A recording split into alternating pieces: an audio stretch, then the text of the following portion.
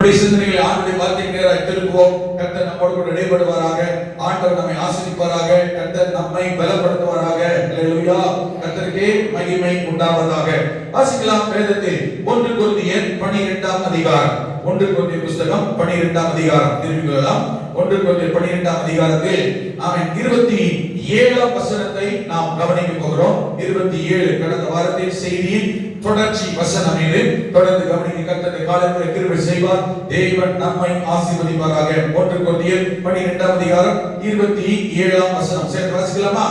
நீங்களே கிறிஸ்துவின் சரீரமாயும் தனித்தனியே அவயவங்களாயும் இருக்கிறீர்கள். ஆமென். நீங்களே. அல்லேலூயா. யாரை பார்த்து சொல்றார் பவுல்? நீங்களே என்று நம்மை பார்த்து சொல்லுகிறார். இப்ப நீங்க என்ன சொல்றது? வசனத்தை கேட்டுட்டு நானே ஆமென் சொல்லுங்க பார்க்கலாம். அல்லேலூயா. நானே. அப்படி வாசிங்க அந்த வசனத்தை. நானே கிறிஸ்துவின் சரீரமாயும் தனித்தனியே அவயவமாயும் இருக்கிறேன். அல்லேலூயா. நாம் யாரா இருக்கிறோம் என்று பவுல் சொல்லுகிறார். நாம் தான் கிறிஸ்துவின் சரீரம். அந்த சரீரம் என்றால் உச்சங்களிலிருந்து உள்ளங்கால் வரையிலும் ஒரே அமைப்பு. அந்த அமைப்பில் ஒரே சரீரம் அல்ல. ஆமென். சரீரத்தில் ஒரே உறுப்புகள் அல்ல. சரீரத்துல ஒரே உறுப்பு எப்படி இருக்கும்? களிமண்ணை உருண்டு பிடிச்சு வச்சு எப்படி இருக்கும் அப்படி இருக்கும் இல்லையா? அப்படி இல்ல. சரீரம் என்பது நம்முடைய சரீரம் அப்படியே இருக்கு. உச்சத்தில் உள்ளங்கால் வரைக்கும் சட்டி பொம்மை மாதிரியா இருக்கு. மண்ணு உருண்டு பிடிச்சு வச்ச மாதிரியா இருக்கு இல்லையே. சரீரத்திலே பல விதமான அவயவங்கள் இருக்கிறது இல்லையா? சரீரத்தில் பல விதமான அவயவங்கள். உச்சந்தலையிலிருந்து எடுத்துக்கொண்டா உச்சிக்கு மேல முடி இருக்கிறது. முடியிலிருந்து ஆமென் பாதம் வரையில் வெளியிலே பார்க்கிற சரீர அவயவங்கள் இருக்கிறது. வெளியிலே காணாமல் வெளியிலே இருந்தாலும் மறைத்து வைத்திருக்கிற சரீர அவயவங்கள் இருக்கிறது. ஆமென். வெளியிலே தெரிந்து மறைத்து வைத்திருந்தாலும் உள்ளுக்குள்ளே யாரும் கண்டு காண முடியாத அளவுக்கு உள்ளே இருக்கிற உள் உறுப்புகளும் மறைந்திருக்கிற வெளியிலே பார்க்க முடியாத உள் உறுப்புகளும் இருக்கிறது. ஆமென். வெளியிலே பார்க்கிற இந்த அவயவங்கள் அவசியமானவைகள். ஆமென். தேவையானவைகள். ஆனால் உள்ளே இருக்கிற சரீரத்துக்கு உள்ளே மறைந்திருக்கிறவைகள் எல்லாவற்றையும் காட்டிலும் பாதுகாப்பாகவும் அத்தியாவசியமானதாகவும் இருக்க வேண்டும் என்கிறதுனால் எதை உள்ள வைக்க வேண்டுமோ, எதை மறைத்து வைக்க வேண்டுமோ, எதை பத்திரப்படுத்த வேண்டுமோ, எதை பாதுகாக்க வேண்டுமோ கர்த்தர் அதை அப்படி உள்ளே வைத்து மிக பத்திரமாய் பாதுகாத்து கர்த்தர் நடத்துகிறார். உள்ளே இருந்தாலும் சரி, வெளியில இருந்தாலும் சரி, வெளியில இருந்து மறைந்திருந்தாலும் சரி, ஆமென், வெளியரங்கமா இருந்தாலும் சரி, எல்லா அவயவங்களும் தேவனுடைய பார்வையிலே சரீரத்திற்கு தேவையான அவசியமான அத்தியாவசியமானவைகள் என்கிறதுனாலே அவைகளை எல்லாம் கர்த்தர் வைத்திருக்கிறார். சபை என்கிறது இந்த இயேசு கிறிஸ்துவின் சரீரத்திற்கு அடையாளமாய் சொல்லப்பட்டிருக்கிறதுனால் சபை என்கிற சரீரத்தில் நீங்களும் நானும் அவயவங்களாக இருக்கிறோம். வலதுகரத்தை உயர்த்தி ஆமென் சொல்லுங்க. எழுதிட்டே இருந்தால் பரவாயில்ல. ஆமென் வார்த்தானே ஒரு செகண்ட் கையை உயர்த்தி ஆமென் அல்லேலூயா சொல்லணும். ஆமென் சொல்லுங்க பார்க்கலாம். அல்லேலூயா. ஆமென். நீங்களே. ஆமென். நானே கிறிஸ்துவின் சரீரம். யாருடைய சரீரங்க? அப்ப நாம யாரு? நான் யாரு? கிறிஸ்துவின் சரீரத்தில் ஒரு அங்கம், ஒரு அவயவம், ஒரு உறுப்பு. அல்லேலூயா. அப்போ இந்த கிறிஸ்துவின் சரீரம் அதுதான் சபை. கிறிஸ்துவின் சரீரம் தான் சபை. நீங்க எபேசியர் 5ஆம் அதிகாரத்தில் வாசிக்கிற போது கொஞ்சம் கவனிக்கணும். அந்த எபேசியர் வசனங்களை நாம் குறிப்பிட்டு கவனிக்க போகிறோம். ஆமென்.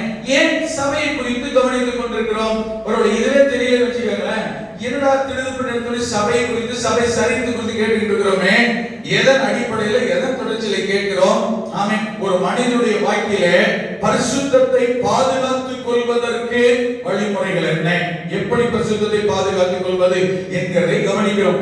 ஏன் பரிசுத்தத்தை பாதுகாத்துக் கொள்ள வேண்டும்? ஆமென். தேவனால் பயன்படுத்தப்படுகிறதற்கு பரிசுத்தத்தை பாதுகாத்துக் கொள்ள வேண்டும். தேவனால் பயன்படுத்தப்பட நாம் யாராக இருக்கிறோம்? ஏன் நம்மை கர்த்தர் பயன்படுத்த விரும்புகிறார்? நாம் தேவனுடைய வீட்டில், எஜமான் வீட்டில், இந்த சபையில் ஆமென் தேவனால் பயன்படுத்தப்படும் பாத்திரங்களாய் கர்த்தர் பயன்படுத்த உங்களையும் என்னையும் விரும்புகிறார். தேவன் நம்மை பயன்படுத்த பாத்திரங்களாக இருக்க வேண்டும் என்றால் ஏன் நம்மை பயன்படுத்த விரும்புகிறார்? வாக்குத்தத்தம் சொல்லி இருக்கிறது. ஆமென். கர்த்தராலே சொல்லப்பட்டவைகள் உனக்கு நிச்சயம் நிறைவேறியே தீரும். கரங்களை ஆமென் சொல்லுங்க. பார்க்கலாம். உங்களுக்கு இந்த வாக்குத்தத்தத்தை பலியிட வேண்டும் என்றால் கர்த்தராலே சொல்லப்பட்டவைகள் நிறைவேறும். அப்ப எனக்கு கர்த்தர் சொன்னதை நிறைவேற்றுகிறார், என்னை ஆசீர்வதிக்கிறார். என்னை மட்டும் ஆசீர்வதிப்பது கர்த்தர் சித்தமல்ல.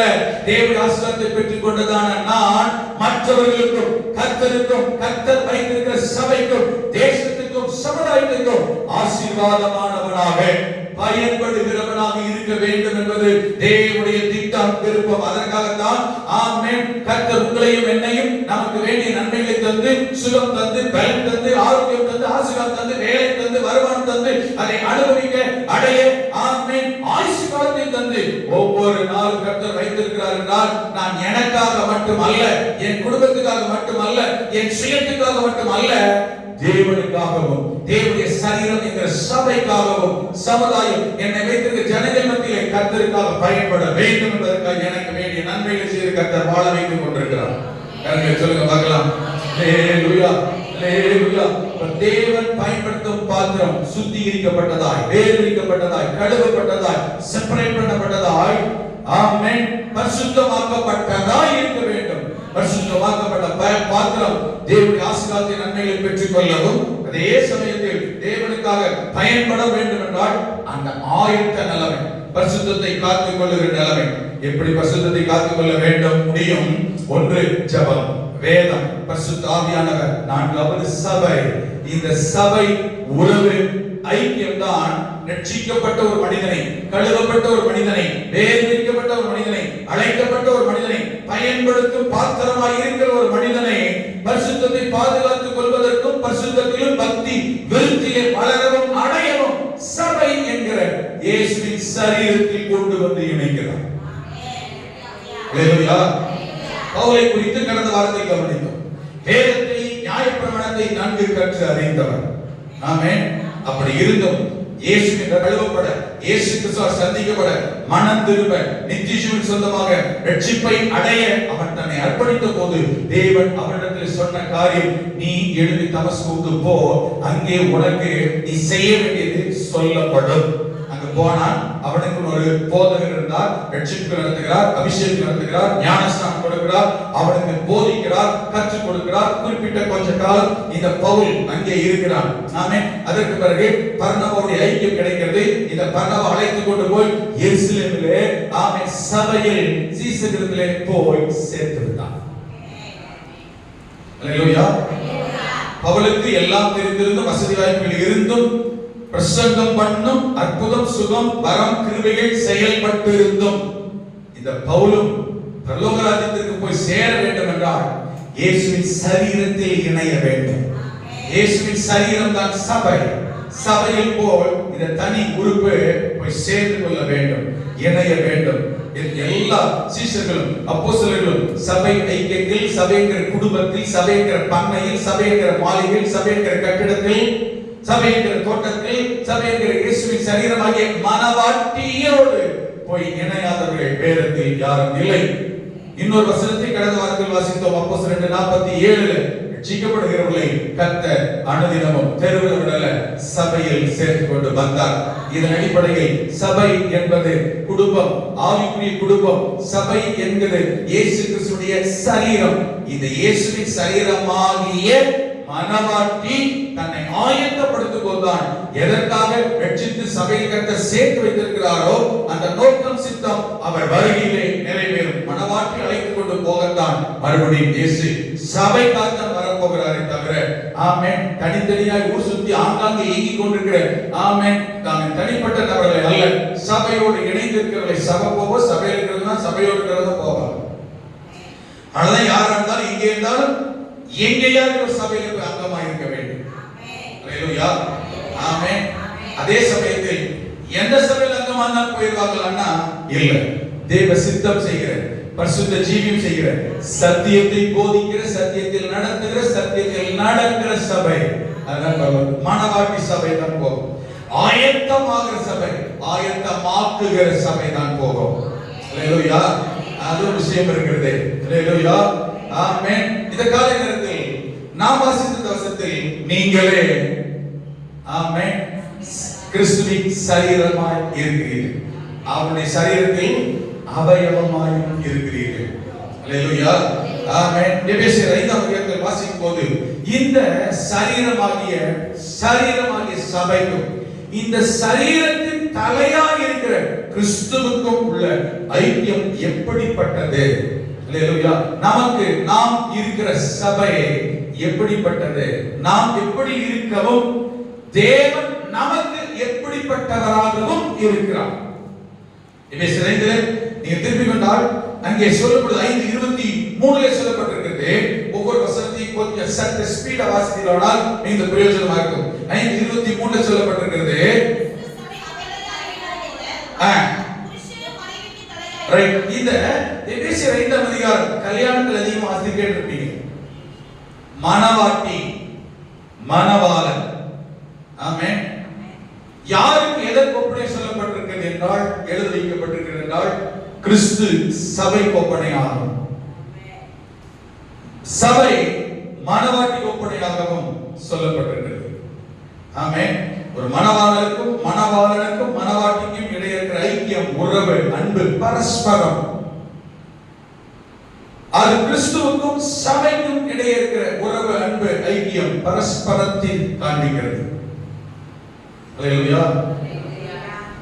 இத திரும்ப வாசித்தா கணவன் எப்படி இருக்க வேண்டும், ஒரு கணவனிடத்தில் மனைவி எப்படி நடந்து கொள்ள வேண்டும் என்று சொல்லி ரெண்டு பேரையும் கூப்பிட்டு ஆலோசனை கொடுக்க வேண்டிய அவசியமே கிடையாது. முஸ்லிம் கீழ்படியா, சொன்ன பேச்சு கேட்கறியா, கணவன்றியா, மதிக்கிறியா, இப்படி எல்லாம் தனித்தே கூற அவசியம் இல்ல. அந்த மனைவிக்கு, அந்த மணவாட்டிக்கு புருஷனுக்கு எப்படி நடந்துக்கணும்னு தானாகவே வேதம் எபேசியர் சொல்லப்படுது. புருஷன் பேச்சு கேட்கறியா, கீழ்படுகிறியா, அவரை கவனிக்கிறியா, அவரை மதிக்கிறியா, அந்த கிடக்குறாரு, அது கிடக்குது, அது என்ன போயிருக்கும், அது என்ன வந்திருக்கும், அது அவரு அங்க வரணும். ரட்சிக்கப்படுவதற்கு சபைக்கு வெளியே இருக்கிறவங்களே இயேசு யாரு, கிறிஸ்து யாரு, நான் சரீரத்தில் அவயவம் அங்கம் ஆகாத போது அவன், அவரு, அது வரும் போகும் அப்படி இருந்திருக்கலாம். என்ன சமுதாய பின்னணியிலிருந்து நீங்க ரட்சிக்கப்பட்டு வந்திருந்தான் பரவாயில்லை. ஒருத்தர் நான் சொன்னேன், என்ன இப்படி புருஷன் அவன் பேசுறீங்க, நீங்க குடும்ப கலாச்சாரம், சமுதாயம், ஜாதி பழக்கமே அதுதான். ரட்சிக்கப்படுவதற்கு முன்ன ரட்சிக்கப்பட்டு விட்டால் நீ எந்த ஜாதியோ, சமுதாயமோ, மொழியோ, இனமோ, கலாச்சாரமோ, என்ன ஏபிசிடியோ, ரட்சிக்கப்பட்ட பிறகு உனக்கு என்ன பேர் தெரியுமா? என்ன பேர் தெரியுமா? என்ன முதல் வாசித்தீங்க? கிறிஸ்துவின் சரீரம். கிறிஸ்துவின் சபை என்கிற சரீரத்தில் நீ ஒரு பரிசுத்தமான அங்கம். என்னோட சமுதாயம், கலாச்சாரம், பின்னணி, ஜாதி, பழக்கம், பேச்சு இதுதான் நீ ரட்சிக்கப்படல அர்த்தம், ஒட்டிக்கிட்டு இருக்க, நீ அழுகி போன சரீரம், நாத்த விட்ட சரீரம். ஆமென். கீழ்படியாத சரீரம், பரலோகத்துக்கு போகாத சரீரம். என்னென்னலாம் சொல்றது? ரட்சிக்கப்பட்டு சபைக்குள்ள வந்துவிட்டால் கிறிஸ்துவின் சரீரம். கிறிஸ்துவின் சரீரத்துக்கு பின்னணிய பேக்ரவுண்ட் எல்லாம் கிடையாது. ஆமென் சொல்லுங்க. கிறிஸ்துவின் சரீரத்துக்கு என்ன கிடையாது? பின்னணி அவன் இவருக்கு ரட்சிக்கப்படல, அதுக்கு நான் என்ன பண்றது? ரட்சிக்கப்படாதவன் எப்படி நடந்துக்கணும்னு பரிசுத்த வேதம் போதிக்கிறது. ரட்சிக்கப்படாத கணவன். ஆமென். ரட்சிக்கப்படாத 1 கொரிந்தியர் 7ஆம் அதிகாரத்தை வாசிப்பாங்க. ஆமென். 1 பேதுரு 3ஆம் அதிகாரத்தை வாசிப்பாங்க. 1 தீமோத்தேயு 3ஆம் அதிகாரத்தை வீட்ல வாசிப்பாங்க. ரட்சிக்கப்படாத புருஷன், ரட்சிக்கப்படாத கணவனிடம், ரட்சிக்கப்பட்ட புருஷன் மனைவியே எப்படி நடந்து கொள்ள வேண்டுமோ, ரட்சிக்கப்படாத கணவனோ மனைவியோ இருந்தால் அவர்களுக்கு இன்னும் கவனமாகவும் பரிசுத்தமாகவும் பயபக்தியோடும் கண்ணியத்தோடு நடந்து கொள்ள வேண்டும் என்று வேதம் போதிக்கிறது. ஆமென். ரட்சிக்கப்படாத கணவன்மாரோ, ரட்சிக்கப்படாத மனைவிமாரோ, ரட்சிக்கப்படாத குடும்பங்களில் உள்ளவர்கள் கொஞ்சம் கவனிக்கணும். ரட்சிக்கப்பட்டவர்கள் வீடுகளில் இருக்கும்போது, ரட்சிக்கப்படாதவர்கள் குடும்பத்தில் இருக்கும்போது ஏன் அவர்கள் சபையை அவமதிக்கிறார்கள்? ஏன் இயேசுவை அவமதிக்கிறார்கள்? ஏன் போதகரை அவமதிக்கிறார்கள்? நான் சொல்ற தமிழ் உங்களுக்கு புரியுதா? ஒரு குடும்பத்தில் ரட்சிக்கப்பட்டு ஒருத்தர் வந்துட்டாருங்க, மத்தவங்க வீட்டுல ரட்சிக்கப்படல, ரட்சிக்கப்பட்ட வந்த இவங்க மூலம் இவங்களால ஏன் சபையை தவறாக தூஷிக்கிறார்கள்? ஆண்டவரை ஏன் தவறாக தூஷிக்கிறார்கள்? ஊழியக்காரனை ஏன் அந்த குடும்பம் ரட்சிக்கப்படாத தூஷிக்கிறார்கள் என்றால், ரட்சிக்கப்பட்ட இவர்களால் அவருடைய குடும்பத்தில் ஆமென் விசுவாசத்தையும் பரிசுத்தத்தையும் பக்தி விருத்தியையும் காண்பிக்க முடியவில்லை. இன்னும் சில கிணத்துல நினைப்ப, நான் ரட்சிக்கப்பட்டேன்னு வச்சுக்கோங்களேன், எங்க வீட்டுல நான் ரட்சிக்கப்பட்டேன், நம்ம ரட்சிக்கப்பட்டோம் உடனே நேரத்தில் சொல்றோம், அந்த இருளிலிருந்து வெளியில் வந்தோம், ஆச்சரியமான ஒளிக்கு வந்துட்டோம், பரலோக ராஜ்யத்துக்கு போக போறோம், ஆண்டோட சிங்காசனத்தில் உட்கார்ந்து போறோம்னா இப்ப உங்களுக்கு என்ன நடக்கணும்? அப்படித்தான் இருக்கணும். நான் சிங்காசனத்தில் உட்கார்ந்துருக்க தெரியுமா? புருஷன் பார்த்து கேட்கிறேன், பிசாசு விடாம என்ன செய்வான் பலருமே? ஆமென். அவன் பிசாசு தேவ தூதையா? ஆமென். பேதுரு 3ஆம் அதிகாரத்தில் எழுதுகிறார், பேதுரு, மனைவிகளே வாசிங்க பார்க்கலாம்.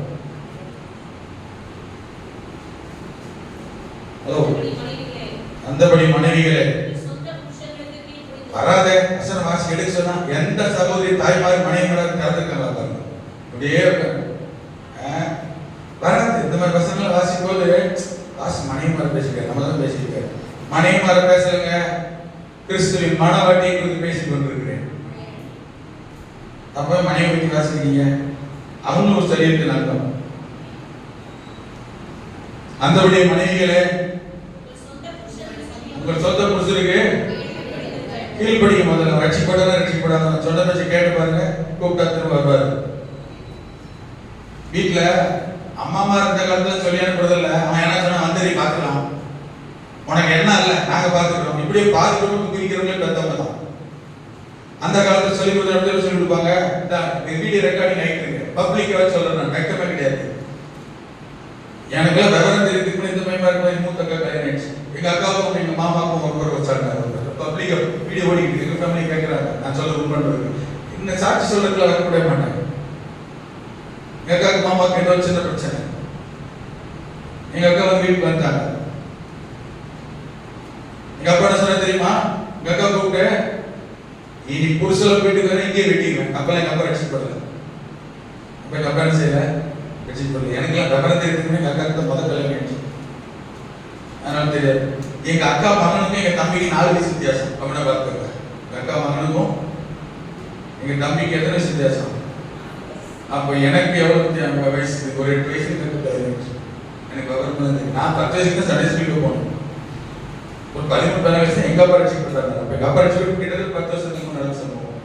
அது எங்க அப்பா சொல்லிட்டாரு, எங்க அக்கா புருஷன் இல்லாம வீட்டுக்கு வந்தேன், தனியா வந்தேன்னா இங்கே பாசத்தில் வெட்டி இருந்தேன் கோவில்.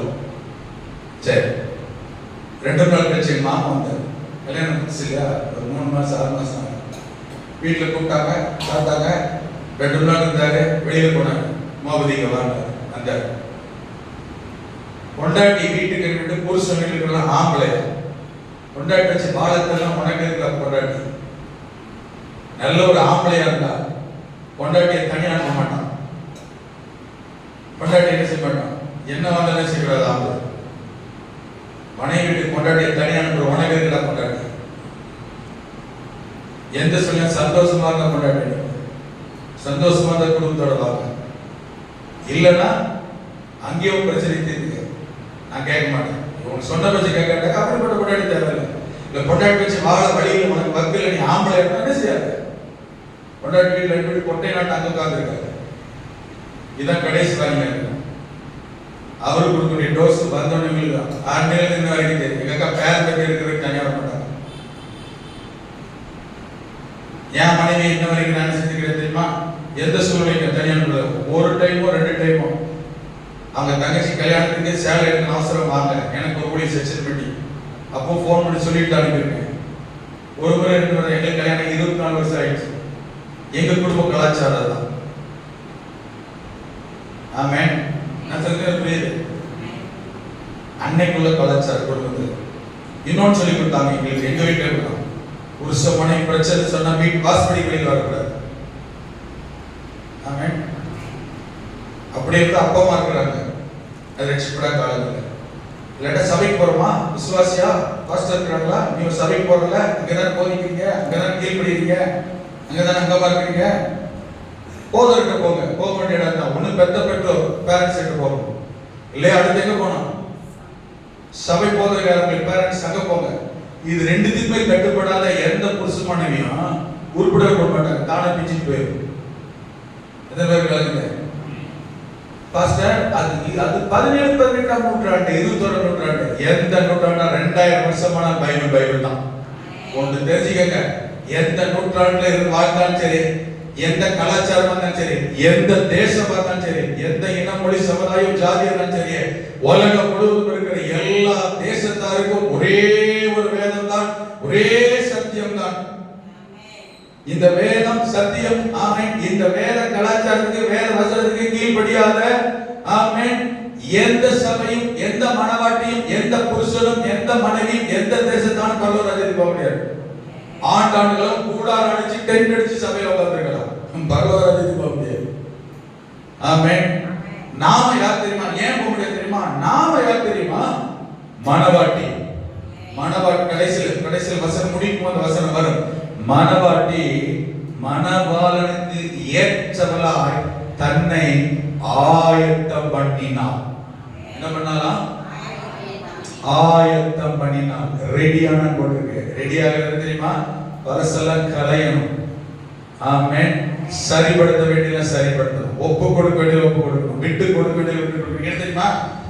நானும் படிச்சுட்டேன் நீயும் படிச்சுட்டேன், அப்புறம் நானும் சம்பாதிக்க நீயும் சம்பாதிக்க, அப்புறம் இதெல்லாம் எதுக்கு? நீ படிச்சிருக்க நானும் படிச்சிருக்கேன் எதுக்கு? நீ சம்பாதிக்க நானும் சம்பாதிக்க எதுக்கு? ரெண்டும் சொல்லி காட்டுறா. ஆமென். நம்ம எதிர்கால சமுதாயம் எப்படி இருக்கும்? நல்லா கவனிக்கணும். நம்ம எதிர்கால சமுதாயம் ஆபிரகாம் காலத்துல நோவா காலத்துல கர்த்தர் சொல்லியிருக்கார், நீயும் உன் குமாரரும் எதிர்காலம். ஆபிரகாம் சொல்ற நீயும் உன் பிள்ளைகளும் எதிர்காலம். நாங்க எப்படி வேணாலும் இருப்போம் இருந்தா பிள்ளைகள் எப்படி இருக்கும்? எதிர்கால சமுதாயம். நான் ஒண்ணு இல்லாம போறத கர்த்தர் பிள்ளைகள் கொடுத்திருக்காரு. அதனால இன்னைக்கு கால கலாச்சாரம் மாறி போய் இப்படி ஆகி போய் கடைசியில் எங்கேயோ போய் நிற்குது. உங்களுக்கு புரியுதுங்களா? ஆமென். சபை என்பது சரீரம். அல்லேலூயா. இயேசுவின் சரீரம். அத சொன்னாரு. ஆமென். இந்த எபேசியர் 2 வாசித்தீங்கன்னா மணவாளன் கிறிஸ்துவுக்கும் மணவாட்டி சபைக்கும் உள்ள உறவு, ஐக்கியம், கீழ்ப்படிதல் எப்படி இருக்க வேண்டும்? ஆமென். சபை கிறிஸ்துவுக்கு எப்படி கீழ்ப்படிய வேண்டும்? கிறிஸ்து சபையை எப்படி போஷிக்கிறார், காப்பாற்ற அந்த வசனங்கள் இருக்கிறது. புருஷனும் அப்படியே தான்.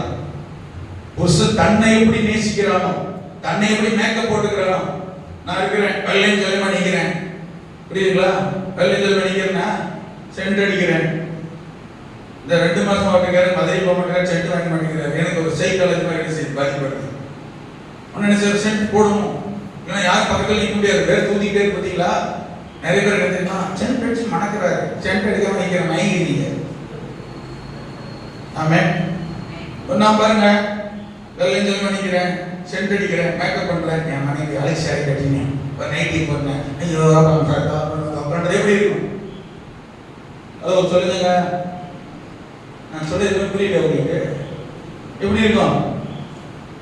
எங்களை கொஞ்ச நாளா கேட்பாங்க, என் பிள்ளை 5ஆவது படிக்கிற முடிச்சு வரைக்கும் நீங்க 2 பேருமே நல்லா சாப்பிடுறீங்களா? உங்க பிள்ளை மட்டும் எப்படி இப்படியே கருவாடு மாதிரி இருக்கணும்? கான்சியஸ் பிரச்சனை, சாப்பிட முடியாது, சாப்பிட தெரிஞ்சுக்க. 5ஆவது படிக்கும் போது என்ன செஞ்சேன்னா என்ன டெஸ்ட் பண்ணி டான்சில் ஆப்ரேஷன் பண்ண டாக்டர் இன்னைக்கு இருக்கிற தேடி நல்ல டாக்டர் டான்சில் அவர் சொன்னார், ஆப்ரேஷன் பண்ணும்போது ஆப்ரேஷன் பண்ணிட்டு 6 மாசம் கழிச்சு பாருங்க, இப்போ உங்க பிள்ளை சாப்பிட மாட்டேங்குதுன்னு என்ன செய்வீங்க? வருத்தப்படுறீங்க. 6 மாசம் ஆட்டு பாருங்க, இதுக்கு சாப்பாடு கேட்டுனே இருக்குது அப்படின்னு சொல்லி சொல்லுறீங்க. எங்க பிள்ளையோட அந்த ஆப்ரேஷன் பண்ண போட்டோ பார்த்தீங்கன்னா உங்க பிள்ளையா கேட்பீங்க. இப்ப பார்த்துட்டு அப்ப அன்னைக்கு என்ன கேட்பாங்கன்னா, பார்க்குற சொந்த பந்தங்கள் எல்லாரும் வீட்டுக்கு போயிட்டு சொந்த பந்தம் இருக்காங்க, நீங்க மட்டும் சாப்பிடுவீங்களா கேட்பாங்க. நாங்க என்ன பண்றது? சாப்பிட மாட்டேங்குது, அதெல்லாம் முடியல. இப்ப என்ன அர்த்தம்? நாங்க பார்க்க 2 பேரும் எப்படி இருக்கிறோம்? ஹெல்த்தியா இருக்கும், புஷ்டியா இருக்கும். பிள்ளை மட்டும் எப்படி இருக்கு? பாசம் கொஞ்சமா இருக்கு, கருவாடு மாதிரி இருக்கு. அது அவங்க பார்த்தோன்னு யூகிக்கிறாங்க. அதே போல ஒரு கணவன் அவர் மட்டும் நல்லா சாப்பிடுறாரு, நல்லா போறாரு. ஷாஜான் ஐயா சொல்றாரு தெரியுமா? டெய்லி வேலையை சொல்றாங்க. டவுன் ஹால் ரோட்ல அந்த முக்குல லாலா மிட்டாய் கடை இருக்கும், நின்று பார்த்தீங்கன்னா லைனா 100 கிராம் அல்வா வாங்கிலாம் கொஞ்சம் சாப்பிடுவோம். அதில் எவனா ஒருத்தன் நினைச்சுமா இன்னொரு 100 கிராம் வீட்டு ஒருத்தி இருக்காரு அப்படி வாங்கிட்டு போவான். அப்ப நான் மட்டுமே சாப்பிடுறோம், நான் மட்டும் சிலருக்கு அவன் மட்டும் நல்லா சாப்பிடுவாங்க, அவன் மாட்டு குடிப்பாங்க, அவன் மாட்டு வரைப்பாங்க. அந்த வீட்டுக்குலாம் நீ சொல்லல, அவங்க மட்டும் அவங்க என்ன செய்வாங்க? நல்லா பார்த்துக்குவாங்க. வீட்டுல மணி இருக்காளே, ஏதாவது செய்ய வைக்கணுமே, வாங்கணுமே அப்படின்ற எண்ணமே இல்லை. நான் எங்க போனான்னு சரி, இதெல்லாம் ரகசியங்கள் அவங்களுக்கே தெரியுது, ஏதாவது தெரிஞ்சு வச்சிருப்பாங்க. இது மனவாட்டி சொல்றதுனால சொல்ல வேண்டிய சொன்னா சரி. நான் எங்கேயாவது வெளியில் போய் 3 நாளா 2 நாளா மீட்டிங்ல பிரியாணி எதையோ நல்ல வெளியூர் போய் எங்க வீட்டுக்குள்ள போனா சாப்பாடு ஹெவியான நல்ல சாப்பாடு பாஸ்மதி சரி சொல்லுவேன். நான் மட்டும் போறேன், எங்க இருக்கிறவரை சாப்பிடுன்னு சொன்னாங்க. அங்க போன யோசிக்கும், நான் மட்டும் சாப்பிடுறேன், மனைவி என்ன செய்யறேன், மகன் என்ன செய்யறேன், வந்த அன்னைக்கு அடுத்த நாள் வீட்டுல என் மீதான் எடுக்கும். நான் மட்டும் வெளியே சாப்பிட்டு இருக்கிறேன், இவங்க 2 பேரும் சாப்பிடலையே. இவங்க ஹேபிட் என்னன்னா, நான் போயிட்டு அடுப்பு ஆஃப் பண்ணிடுவாங்க. யாராவது தெரிஞ்சவங்க கஞ்சிக்குள்ள கொண்டு வந்து கொடுத்தாதான் இவங்களோட இது. நமக்கு தெரியும், 24 வருஷம் பார்த்துட்டு இருக்கோம். நான் வெளியில போறோம், மீட்டிங் போறோம். ஆமே. அதனால நாம போற இடத்துல நல்லா சாப்பிடுறோம். வெளியில போனா, வீட்டுக்கு போனா, சொந்தத்துக்கு போனா, விசுவாசத்துக்கு போனா, ஆமே, நீ மட்டும் வந்திருக்கீங்களா, ஏதோ ஒரு நல்ல சாப்பாடு, நல்ல விருந்து, நல்ல ஹெவியான ஃபுட்டா சாப்பிடுறோம் இல்லையா? அப்ப நாம யோசிக்கிறோம், ஃபேமிலியா போல தனியார் வீட்டில் இருக்கிறாங்க, வந்து அன்னைக்கோ அடுத்த நாளோ, ஆமே, என் மீதான் நல்ல சாப்பாடு, நல்ல கிராண்டா, நானே இல்லாட்டாலும், ஆமே, மணிகண்ட மாதிரி ஆட்கள் மீனை கொண்டு கழிவு கொண்டு டப்பால குண்டால் நட்டால சொல்றவங்களுக்கு புரியல, அவங்க இல்லை. ஆமே, ஸ்தோத்திரம், கொண்டு வந்து கொடுத்துட்டு போயிடுறாங்க. ஆமே, இப்படி ஏதோ ஒரு இங்கோடு வந்தது, அவங்களுக்கு ஒன்றும் புரியல. ஆமே, ஸ்தோத்திரம், மலையில வரட்டும், அல்லேலூயா, ஸ்தோத்திரம். 3 மணிக்கு மலை போயிட்டாரு, பின்னாடி கூட்டர் போயிருக்காங்க, கர்த்தர் ஸ்தோத்திரம், அல்லேலூயா, கர்த்தர் நல்லவர். அப்ப நாம அதை யோசிக்கிறோம், போறோமே, ஆமே, செய்யறோமே. வேதத்தில் சொல்லுது, ஆமே, கிறிஸ்து சபையை போஷித்து காப்பாற்றுவது போல புருஷன் மனைவி போஷித்து காப்பாற்ற வேண்டும்.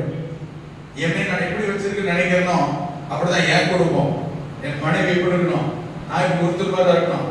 ஏன் மனைவி மாதம் பட்டார் பிரதேசம் அழிச்சு செலவு கிழிஞ்சு போயிட்டு அங்க தொங்குற மாதிரி ஒரு சாலை கூட நைட்டி போட்டு அந்த உட்காந்து எப்படி இருக்கும்? இவருக்கு பத்தியா, இவருக்கு ஆளுக்கு சம்மந்தம் இருக்கா, பேசுறதுக்கு சம்மந்தம் இருக்கா? ஆமே. அதே சமயத்துல என்னால வாங்க முடியல, என்னால கட்ட முடியல, என்னால செய்ய முடியல, உங்களுக்கு நான் கொடுக்குறேன் பாரு, அப்படி கிடையாது வரைக்கும். அவன் சொல்லி பார்க்கலாம். நான் சில காரியங்கள் நினைக்கிறேன், கர்த்தர் சபை எப்படி போஷித்து காப்பாற்றுகிறார், அல்லேலூயா. குடும்பம், அவன் புருஷன் மனைவி எப்படி போஷித்து காப்பாற்றுகிறான். நான் சொல்றேன், 2000 எங்களுக்கு கல்யாணம் ஆச்சு. 2000 கல்யாணம் ஆகும்போது அதிகப்படியா இவங்களுக்கு அதிகப்படியா ஒரு சேலத்து கொடுத்து, எனக்கு அதிகப்படியா சட்டை 130 ரூபாய். இன்னைக்கு மைசன் ஒரு கடை இருக்கு, அங்க போகலாம் என் தலை தானா தேர்வாங்க கிடையாது. அந்த கடை தான் 130 ரூபாய் சட்டை ரெடிமேட். அன்னைக்கு 130 ரூபாய், அதான் 135 ரூபாய் சொன்னாலும் எடுக்க மாட்டேன். இவங்களுக்கு என்னை விட அதிகமாக காஸ்ட்லியா சேலை எடுத்து கொடுக்கணும் இல்லையா? நானே காஸ்ட்லி சட்டை எவ்வளவு எடுக்கிறேன்? 130 ரூபாய். அவங்களுக்கு காஸ்ட்லியா சேலை எவ்வளவு எடுத்து கொடுக்கணும் சொல்லுங்க? எனக்கு காஸ்ட்லி சட்டை 130 ரூபாய், அப்ப காஸ்ட்லி சேலை எவ்வளவு எடுக்கணும்? உச்சபட்சமா 250 ரூபாய் சொல்லிடுவோம். இங்கே வியாபாருக்கு போவோம், இவ்வளவுதான் இருக்கு. எனக்கு 130 ரூபாய் சட்டை, அவ்வளவுதான். இன்னைக்கு மைசூர் இருக்கு, அன்னைக்கு எனக்கு வியாபாரம் 200 ரூபாய் உச்சபட்ச சேலை. ஆமே. என்னோட எண்ணம் என்னமோ மனநலம் அப்படியே தான் இருக்கு, புத்தி மாறல. ஒருத்தர் சொல்லுவாங்க, எவ்வளவு பண்ணாலும் அவ்வளவுதான் இருக்கு. நான் எனக்கு ட்ரெஸ் எடுத்து ஆயிரக்கணக்கில் வழிபடுத்து பேசிக்கிட்டு இருக்கேன். எனக்கு ட்ரெஸ் எடுத்து ஆயிரக்கணக்கில் செலவு பண்ணதே கிடையாது. ஆமே. ஆனா கர்த்தர் பார்க்கிறாரு, தரத்தை பார்க்கிறாரு, என்னை எங்க வச்சிருக்க பார்க்கிறாரு, நீ யார் நடுவில் குடியிருக்கிறன்னு பார்க்கிறாரு, யார் நடுவில் நீ வாசம் பண்ற, எந்த ஜனங்களுக்கு நீ போதரா இருக்குன்னு பார்க்கிறாரு. அப்ப அந்த ஜனங்கள் நடுவில் இருந்தா, அந்த ஜனங்கள் நடுவில் சபை நடுவில் இருந்தா, இப்படிப்பட்ட இருக்கிற ஜனங்கள் நடுவில் நீ இருக்கும்போது இந்த ஜனங்கள் நடுவில் நீ இப்படித்தான் வாழணும் என்பதற்காகவே அந்த ஜனங்களை சபையை வைத்து கர்த்தர் அப்படி ஆசீர்வதிக்கிறார். அல்லேலூயா. நான் எல்லாருக்கும் ஊழியர்களுக்கும் மற்றவர்களுக்கும் விசுவாசிகளுக்குமே நான் பலிபடுத்துன்னு சொல்லுகிறேன். ஊழியர்களுக்கும் மற்றவர்களுக்கும் குடும்பத்தாருக்கும் சபை விசுவாசிகளுக்கும் ட்ரெஸ் எடுத்து கொடுத்தாலுமே நான் எனக்கு எடுக்கிறதை விட மற்றவர்களுக்கு அதிகமாக தான் செலவழித்து எடுத்து கொடுக்குறேன். போன வாரம் சகோதரர் வேஸ்ட் கட்டி வந்தார். அவருக்கு அந்த ட்ரெஸ் எடுத்து கொடுத்தேன். அவர் முடிச்சு தூக்க கேட்டார், இந்த சட்டை இந்த மாதிரி கிளாத் நான் எங்கேயுமே தேடி கிடைக்கல, உங்களுக்கு இது எப்படி கிடைச்சிருப்பா, சரி எவ்வளவு எடுத்தீங்கன்னு சொல்லுங்க. எனக்கு எடுத்த ட்ரெஸ் மாதிரி இந்த பாஸ்டமா தெரியும், 3 மடங்கு காசு போட்டவருக்கு எடுத்து கொடுத்தேன். நான் அவருக்கு சொல்லவே இல்லை, சரி எனக்கு செய்முறை இருக்கா? ஆமே. இல்ல மதுரையில் இந்த கடையில் இருக்கேன், போனா உங்களுக்கு கிடைச்ச எடுத்துக்கிறேன். ஆமே.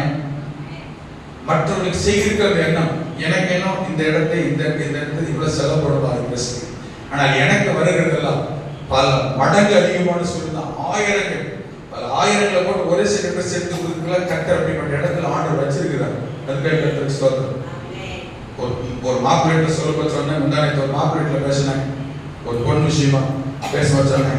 அவங்க சொன்னாங்க, எங்க மாப்பிள்ளை சர்ச்சுக்குனே வாழ்ந்துருக்காரு. நான் சொன்னேன், எங்க பொண்ணு எங்களுக்குனே வாழ்ந்துருக்கு. அவன் படிக்கணும், வேலை பார்க்கணும், சம்பாதிக்கணும், சபையை தாங்கணும், எங்க பாஸ்டர் கூட கவனிக்கணும். ஒவ்வொரு வருஷம் பல்லாயிரம் செலவு பண்ணி ட்ரெஸ் கேட்டு பல்லாயிரம் செலவு பண்றாங்க அப்படின்னு மாப்பிளோட பாஸ்டர். அவன் கர்த்தர் நல்லவர். அந்த மாதிரி இடங்கள்ல கர்த்தர் நம்மள அப்படி என்னை அப்படி ஆசீர்வதித்து வச்சிருக்க கர்த்தருக்கு சொல்றோம். அன்னைக்குள்ள சூழ்நிலை வருமானம் கம்மி, 150 ரூபா சட்டை, 150 ரூபாயா, பல மடங்கு, 10 மடங்கு, 20 மடங்கு அதிகம் ஒரு சட்டை போட நான் செலவு பண்ணல. அதை இப்போ சொல்லிக்கிட்டு நீங்க மனை செலக்ட்னா 200 250 ரூபா தான். சபையா எடுத்து கொடுக்கிறதோ இன்னைக்கு நிலைமையில் மாறி இருக்கிறது. ஆமென். அதோட பல மடங்கு பார்க்கறாங்க. நான் எடுத்து கொடுக்கட்டும், தங்கச்சி சேலை பார்க்குற படம் இருந்தாங்கன்னு சொல்லி கொண்டு வந்து கொடுக்குற ஆள் இருக்கு. நான் வியாபாரம் பார்க்குறேன் இருந்தாங்க கொண்டு கொடுக்குற ஆள் இருக்கு. ஆனா நான் என்ன சொல்ல விரும்புறேன், நம்முடைய வருமானம் எதுவோ, நம்முடைய சூழ்நிலை எதுவோ, ஆமென், போஷித்து காப்பாற்ற வேண்டும். கிறிஸ்துவினுடைய கடமை. அல்லேலூயா. தன்னை நேசிக்கிறது போல அப்படி எழுதி வசனங்களை நான் மொத்தமா சொல்றேன். வசனங்களை சொல்லி வச்சுக்கோங்க. தன்னை நேசிக்கிறது போல. அல்லேலூயா. அப்போ சபை இயேசு கிறிஸ்துவின் சரீரம். நீங்கள் நான் அந்த சரீரத்தின் அங்கமாக இருக்கிறோம். இப்ப நிதானமா கவனிக்கணும். அப்ப கிறிஸ்து தலையானவர் சபையை என்ன செய்யறாரா?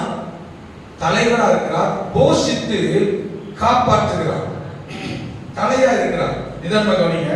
அப்படி என்றால் ஒரு அங்கம் சரீரத்தில் இணையாமல் ரட்சிக்கப்பட்டு ஞானத்தை அபிஷேகம் பெற்றுட்டேன்னு சொல்லிட்டு ஒரு அங்கம், ஒரு ஆத்மா இந்த இயேசுவின் சரீரத்தில் இணையாமல் இருந்தால் எப்படி தேவனால் போஷித்து காப்பாற்றப்பட முடியும்? புரியுது? நிறைய பேர் நினைக்கிறாங்கன்னா போஷித்து காப்பாத்திக்கிறது அப்படின்னா டெய்லி பர்சனலா டெய்லி ஜெபம் பண்ணி பைபிள் வாசித்தாலே நம்ம ஸ்ட்ரெங்தன் ஆயிரோம். அது பர்சனலா ஏற்படுகிற திருப்தி. இயேசுவின் சரீரத்தில் அங்கமா இணைந்திருந்து வேத வாசித்து ஜெபித்தால் தான் ஆமென் தலையாதி கிறிஸ்துவினிடத்திலிருந்து வர வேண்டிய போஷாக்குகள், நன்மைகள், பலன் எல்லாம் வந்து சேரும். அல்லேலூயா. தனியாகவே தொங்கிக்கிட்டு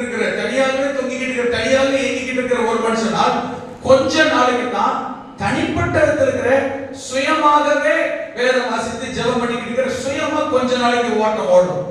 அதுக்கப்புறம் ஆமென் அதுவே மந்தமாகிவிடும், திருப்தியற்ற வாழ்க்கை வந்துவிடும். அந்த சுய திருப்திக்கு தவிர பலன் இருக்காது, உற்சாகம் இருக்காது. வளர்கிறதுக்கு வழிநடத்துதல், காண்பிக்கிறதுக்கு போதிக்கிறதுக்கு வழிநடத்துதல் இருக்காது. சபை என்கிற சரீரத்தோடு, கிறிஸ்துவின் சரீரத்தோடு இணைந்திருப்பது மிக மிக அவசியம். தேவன் நம்மை எங்கு இணைந்திருக்கிறாரோ, கொண்டு வந்திருக்கிறாரோ, ஆமென் சேர்த்திருக்கிறாரோ அதில் நிலைத்திருக்க வேண்டியது அவசியம். ஆமென் ஆமென். 1ஆம் அதிகாரம் எபேசியர் 1:23 கிறிஸ்து சபைக்கு தலை.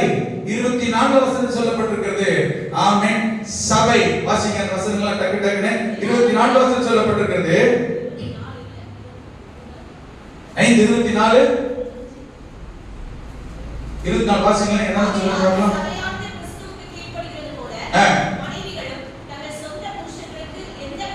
நான் சொன்ன பாத்தீங்களா, விளக்கமா சொல்லிட்டு போனல. அதுக்கான வசனங்கள் இதெல்லாம் வசனங்கள்லாம் பாசத மொத்தமா சொல்லிட்டு போற நினைக்கிறாங்க. அது வசனங்கள் ரெஃபரன்ஸ் சொல்றேன், எழுதி வைத்து குறித்துக்கங்க. முதல் மனைவி கீழ்ப்படின்னு சொல்லிருக்கியா, அதுக்காக சொன்ன வசனம் அது. அடுத்து கீழ வாசிங்க 25-27 வரைக்கும் வாசிங்க. கவனிங்க, நாம் கிறிஸ்துவ சபை மாத்திரம் பார்க்கலாம். சரியா? கிறிஸ்துவும் சபையில் அன்பு கூர்ந்து நாம் அதை திருவசனத்தை கொண்டு தண்ணீர் முழுக்கினால் சுத்திகரித்து.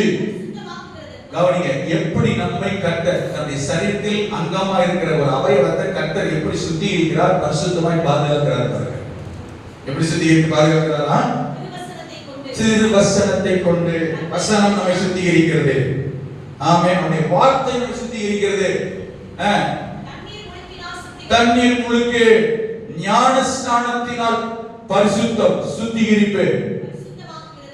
நிறைய பேர் ரட்சிக்கப்பட்டு பல ஆண்டுகளாகியும் இந்த திருமுழுக்கு ஞானஸ்நானம் ஒப்பு கொடுக்கிறது இல்லை. கவனிக்கணும், ஞானஸ்நானம் பெறாத வரையிலும் நீங்கள் பாக்கியவான்கள். பெறாதவர்கள் பாக்கியவான்கள் இல்லை. ஞானஸ்தானம் பெற்றிருக்கிற நீங்கள் பாக்கியவான்களாக இருக்கிற கர்த்தருக்கு ஸ்தோத்திரம். ஞானஸ்தானம் பெறாத வரையில் ஒரு விசுவாசி எத்தனை ஆண்டுகள் சபையில் வந்து போயிருந்தாலும் விசுவாசியாக இருக்கலாமே தவிர இயேசுவின் சரீரத்தின் அங்கமாய் மாறிவிட முடியாது. இந்த பேர் கலந்து இதான் வசன ஆதாரம், நிறைய ஆதாரம் இருக்கு. இது ஒன்று திருமண வாசிக்கு புரியாட்டா எதை கிறிஸ்துவின் சரீரமாகிய சபை அன்பு கூர்ந்து திருவசனத்தை கொண்டு தண்ணீர் முழுக்கினால் சுத்திகரிக்கிறார், பரிசுத்தமாக்குகிறார். அப்ப ஞானஸ்நானம் பெறாதவருக்கு எவ்வளவு நாள் ஒரு சபையில ஒரு நபர் இருந்தாலும் அவர் விசுவாசி. சர்ச்சில் அங்கமான இருக்கலாம், காணிக்க தசமபாகம் போடலாம், யாரும் வேணாம்னு சொல்ல மாட்டாங்க. ஆனா அந்த நபர் எப்போது இயேசுவின் சரீரத்தில் அங்கமாய் மாறுகிறார்கள் என்றால், கவனிங்க, ஞானஸ்நானம் பெறும்போதுதான். நிறைய பேர் ஞானஸ்நானம் என்றால் இந்த வசனங்கள் விளங்காததினால் புரியாததினால் மதமாற்றம் என்று நினைக்கிறார்கள். வேதத்தில் எங்குமே ஞானஸ்நானம் மதமாற்றம் என்கிற வார்த்தை சொல்லப்படவும் இல்லை, அங்கீகரிக்கப்படவும் இல்லை, ஏற்றுக்கொள்வதும் இல்லை. ஞானஸ்நானம் என்பது மத மாற்றம் அல்ல, மத சடங்கும் அல்ல. ஞானஸ்நானம் என்பது இயேசு என் பாவத்தை மன்னித்திருக்கிறார் என்பதற்கும், இயேசுவின் சொந்த ரட்சகராய் ஏற்றுக்கொண்டு என்பதற்கும், இனி நான் ஆணுடைய பிள்ளையாக வாழ்வேன் என்பதற்கும், இந்த எபேசியர் 5ஆம் அதிகாரத்தில் சொல்லப்பட்ட வசனத்தின்படி இந்த இயேசுவின் சரீரமாகிய அவருடைய சரீரத்தில் இந்த சபையில் நான் அங்கமாய் இணைந்திருக்கிறேன் என்பதற்கும் அடையாளமே தவிர, ஆமென், மதம் மாறுவதற்கான அடையாளம் அல்ல. மதமாற்றம் என்பது கிறிஸ்தவத்தில் இல்லை. மனமாற்றம், ரிப்பெண்டன்ஸ். இரண்டாவது, இயேசு கிறிஸ்துவோடு பரலோகத்தில் போய் வாழ்வதற்கு அவருடைய சரீரத்தின் அங்கமாய் மாறுவது, சேர்வது அவசியம். அந்த சேர்வதற்கான அடையாளம் தான் ஞானஸ்நானம். ஞானஸ்நானம் பெறாத வரையிலும் சபையில் ஒரு ஒரு விசுவாசி தானே தவிர சரீரத்தில் அங்கமாய் மாறிவிட முடியாது. அல்லேலூயா. எப்பொழுது தண்ணீர் முழுக்கு இந்த ஞான ஸ்நானம் எடுக்கிறோமோ அப்பொழுதுதான் கிறிஸ்துவின் சரீரத்திலே நாம் அங்கமாக மாறுகிறோம். வாசிக்கல, கரை இறை முதலானவைகள் ஒன்றும் இல்லாமல் பரிசுத்தமும் பிழையற்றதுமான மகிமை உள்ள சபையாக. கவனிக்கணும், எப்படிப்பட்ட சபையாக தமக்கு முன்னர் நிறுத்த விரும்புகிறார். நீங்கள் நான் எப்படிப்பட்டவர்களாய் மாற வேண்டும் என்று விரும்புகிறார். மகிமை நிறைந்தவர்களாய், மகிமை அடைந்தவர்களாய், அல்லேலூயா, மகிமைக்கு உரியவர்களாய், கரை திரை இன்னொன்று சேர்த்து குறை இது எதுவுமே இல்லாமல் தேவனுக்குதாய், ஆமென், மகிமை அடைந்த மறுரூபமாக்கப்பட்ட சபையாக இருக்க வேண்டும். அப்படின்னா கவனிக்கணும், சபை எப்படி மாறணும்? கரைகளிலிருந்து மாற வேண்டும், திரைகளிலிருந்து மாற வேண்டும். ஆமென். மறுரூபம் அடைய. அப்படின்னா இப்ப இருக்கிற நிலைமையில சபை போக முடியாது அர்த்தம். நான் மாறாமல், மனம் திரும்பாமல், ஒப்பு கொடுக்காமல், கீழ்ப்படியாமல், வசனத்தை ஏற்றுக்கொள்ளாமல், சத்தியத்திற்கு நீ ஒப்பு கொடுக்காமல், சத்தியம், வேதம், தேவன், மனவாளன், சபைக்கு தலையானவர், என்னிடத்தில் எதிர்பார்க்கிறவைகளுக்கு என்னை அர்ப்பணிக்காமல், நான் நானத்தான் இருப்பேன், நான் இப்படித்தான் இருப்பேன், அதெல்லாம் என்னால முடியாது, இப்படியே இரு. அவர் வருவார், அழைத்து கொண்டு போக வர மாட்டார். பாப்பாரு, உங்ககிட்ட மாற்றம் இல்ல, நீ மறுரூபமாகல, நீ மகிமை அடையல. ஆமென். புரியுதுங்களா? நீ என்னிடத்தில் வந்து சேர்வதற்கு ஏற்ற மனவாட்டியா இல்லை இருந்துவர். நான் சொல்றது புரியுது? அல்லேலூயா. ஆமென். தமக்கு முன்பதாய் நிறுத்திக் கொள்வதற்கு என்ன அவர் என்ன செஞ்சார்? அவர் என்ன பண்ணார் தெரியுமா? கவனிங்க, நாம் பிடிக்கணும் விரும்புறாரு. அவர் என்ன செஞ்சார் தெரியுமா? தம்மை தாமே, அதற்காக தம்மை தாமே ஒப்பு கொடுத்தாருங்க. ஒப்பு கொடுத்தார். கரங்களை உயர்த்தி. நமக்காக அவர் தன்னையே ஒப்பு கொடுத்தார். எங்க ஒப்பு கொடுத்தார்? எப்படி ஒப்பு கொடுத்தார்? வசனம் சொல்லுகிறது, வேதம் சொல்லுகிறது. ஆமென். இயேசு கல்வாரி சிலுவையிலே, ஆமென், தன்னுடைய ஜீவனை, தன்னுடைய இரத்தத்தை, தன்னுடைய வேர்வையை, சரீரத்தில் தண்ணீரை ஒரு துளி கூட இல்லாமல் கல்வாரி சிலுவையிலே உங்களுக்காகவும் எனக்காகவும் அவர் ரத்தம் சிந்தி ஜீவனை குடித்து மரித்து கல்லறை அடக்கம் பண்ணப்பட்டார். மரணத்தில் எழுதுகிறார், மரண பரியந்தம், சிலுவையின் மரண பரியந்தம் தன்னை தாமே உங்களுக்காகவும் எனக்காகவும் அவர் சிலுவையிலே அறைய தன்னையே தியாக பலி ஒப்பு கொடுத்தார். ஜீவனையே ஒப்பு கொடுத்தார். உங்களுக்காக எனக்காக ஜீவனையே ஒப்பு கொடுத்தவர். அவரை போல மாற, அவரோடு சேர, மகிமையில் அவரோடு பிரவேசிக்க, நித்திய ஜீவனில் நாம் பங்கேற்க, மனவாட்டியால் அவரோடு போய் நிற்க, நம்மையும் அவருக்காக ஒப்பு கொடுத்தால்தான் போக முடியும். மாற்றம் அடைந்தால்தான், விட்டு கொடுத்தால்தான், கரைதரை நீங்கினால்தான் போக முடியும். அப்பொழுதுதான் பரிசுத்தமாய் பரிசுத்த ஜீவியம் செய்ய நம்மால் முடியும். அல்லேலூயா, ஆமென். தன்னையே தேவன் ஒப்பு கொடுத்தார். தன்னையே அதற்காக அவர் அர்ப்பணித்து விட்டார். ஆமென். அப்படி அர்ப்பணித்துதான் ஆமென் 29 சொல்லப்பட்டிருக்கிறது. அடுத்த பகுதி, கர்த்தர் சபை போஷித்து காப்பாற்றுகிறது போல தன்னையே ஒப்பு கொடுத்து ஆமென் போஷித்தும் காப்பாற்றிக் கொண்டிருக்கிறார். எப்படி போஷிக்கிறார் தெரியுமா? கொஞ்சம் கவனிங்க. வசனத்தை வாசிச்சு போகிறோம். எப்படி கர்த்தர் போஷிக்கிறார் தெரியுமா? போஷித்து காப்பாற்றுகிறது அர்த்தம் கொஞ்சம் கவனிங்க. போஷித்து காப்பாற்றுறது என்ன அர்த்தம்? போஷாக்கு. போஷாக்கு என்னதுங்க? ஆகாரம். போஷாக்கு என்பது சாதாரண ஆகாரம் அல்ல. போஷாக்கு என்பது புஷ்டியான ஆகாரம். Strengthen food. ஆமென். ஏதோ ஒண்ணு இல்ல. அல்லேலூயா. போஷித்து, போஷாக்கு கொடுத்து, ஸ்ட்ரென்த்தான சாப்பாடு கொடுத்து, யாருக்கு என்ன போஷாக்கு, எது எந்த விதத்தில் சரி விகித உணவோ, பலனடையும் உணவோ. எல்லாருக்கும் எல்லா சாப்பாடு ஒத்துக்காது. எல்லாருக்கும் எல்லா சாப்பாடு செய்ய முடியாது, ஒத்துக்காது. ஏஜ் பைசா கொடுக்கக்கூடிய சாப்பாடு இருக்கிறது இல்லையா? ஆமென். எடைக்கு தக்க சாப்பாடு கொடுக்க வேண்டி இருக்கிறது இல்லையா? பேலன்ஸ் சரீர அமைப்புக்கு தக்க சாப்பாடு கொடுக்க வேண்டி இருக்கு. ஒருத்தர் 2 இட்லி சாப்பிட்டா போதும், ஒருத்தர் 20 போட்டாலும் பத்தாது. ஒருத்தன் ஒரு வீட்டுக்கு போனா சாப்பிடுறது. அந்த அம்மா இட்லி எடுத்து அழுகுது, இவன் பாட்டுக்கு அமைதியா இருக்கான் உட்கார்ந்து. இந்த அம்மா என்ன போதுன்னு சொல்லுவான்னு பார்த்தா என்ன சொல்ல மாட்டேங்கிறான், ஒண்ணும் சொல்ல மாட்டேங்கிறானே. அடிக்கிட்டே இருக்காங்க, பெரிய தட்டு 40 இட்லி அடிக்கிட்டான். இவன் போதுன்னு சொல்ல கவனிட்டான். இந்த அம்மா என்ன பண்றன்னு தெரியாது. இவன் அந்த அம்மா முகத்தை பார்க்கறான். அந்த அம்மா மிரண்டு போய் பார்த்துட்டு இவனுக்கு புரிஞ்சு போச்சு. ஐயோ 40 இட்லி வச்சுட்டாங்க, நம்மளை தப்பா நினைச்சுக்கிறாங்களோ. உடனே நம்மளை தப்பா நினைச்சு என்ன செய்யறது? உடனே என்ன பண்ணா, ஏன் நிறுத்துமான். இந்த அம்மா 41 இட்லி ஏற்றி போகுது, நிறுத்துமான்றான். உடனே இந்த அம்மா கிரேப்பிச்சு நல்ல வேலை நிறுத்த சொல்லிட்டான்.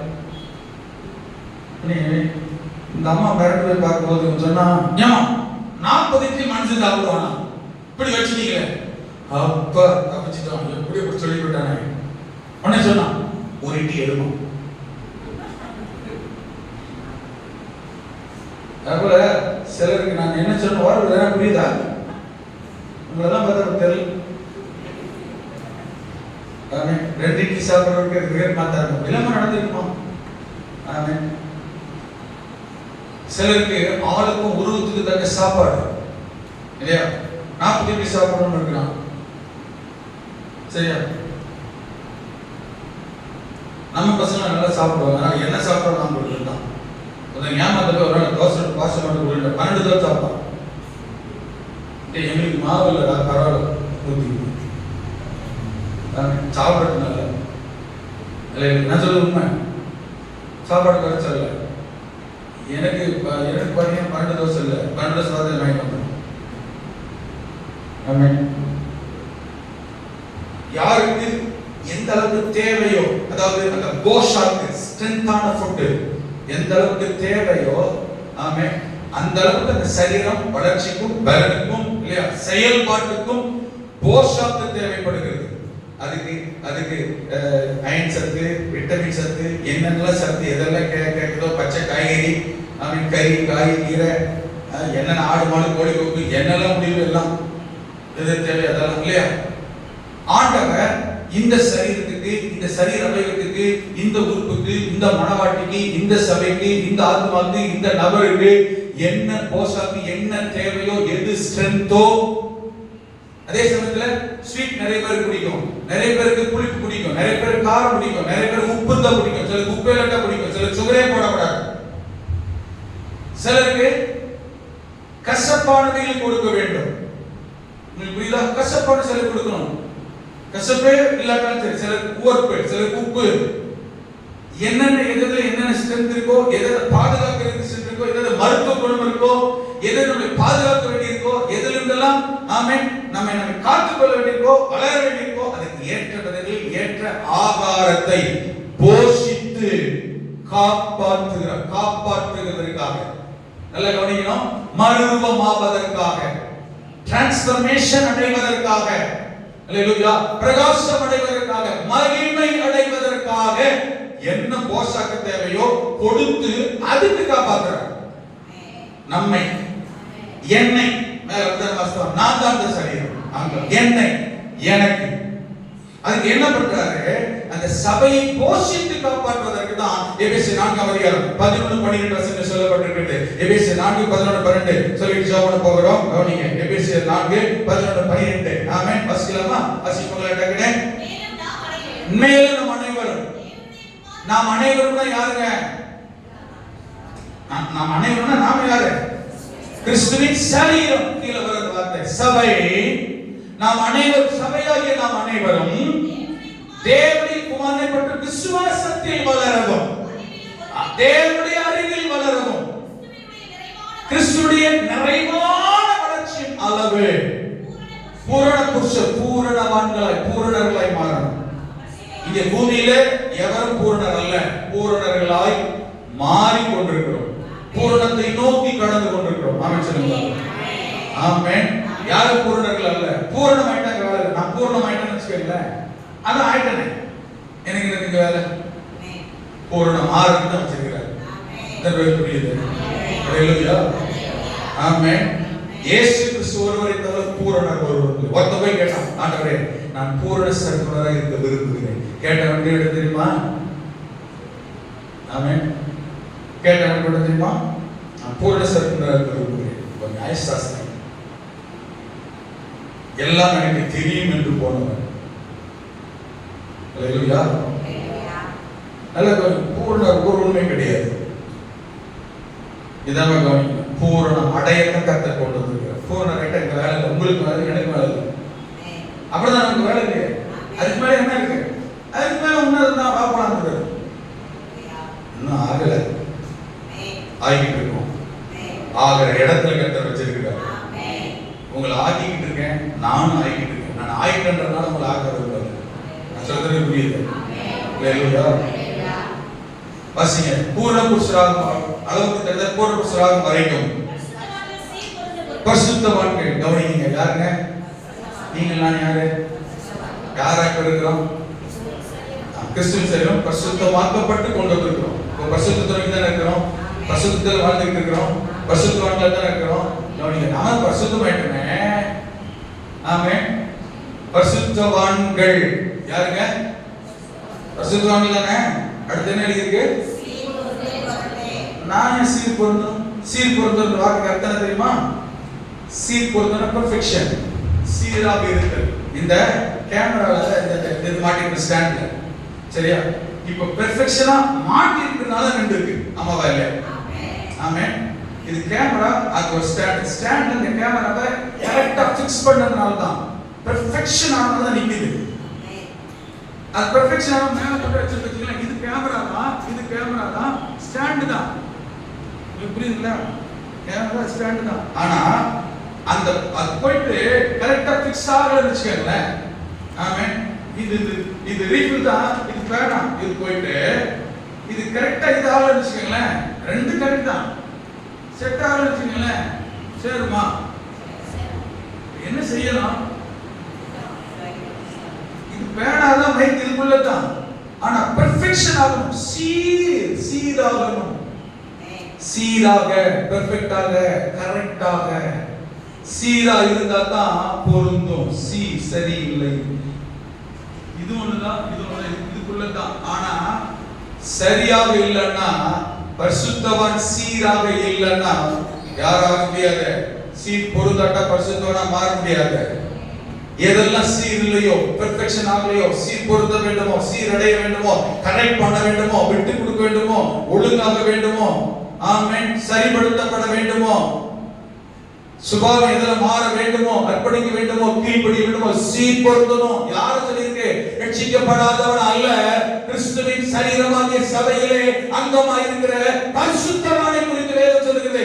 உங்களையும் என்னையும் குறித்து தேவன் சொல்லுகிறார். ஆமென். பரிசுத்தவானே, பரிசுத்தவாட்டியே, மனவாட்டியே, சபையின் அங்கமே, சரீரமே, சீர் பொருத்து. எதுல சீர் பொருத்த முடியல? எதுல பெர்ஃபெக்ட்டா சின்சியரா கமிட் பண்ண முடியல? சீர் பொருந்துவதற்கு, சீர் பொருந்துவதற்கு, சரியாவதற்கு, பூரண புருஷன் ஆவதற்கு கீழே சொல்லப்பட்டிருக்கிறது. சுவிசேஷ ஊழியத்தின் வேலையை செய்ய சபை விசுவாசி என்ன செய்யணும்? சபையின் அங்கமும் என்ன செய்யணும்? சுவிசேஷ ஊழியம் செய்யணும். செய்வதற்கும் கிறிஸ்துவின் சரீரமாகிய சபையே. யார் அந்த சபை? யார் அந்த சபை? நான் தான் சபை.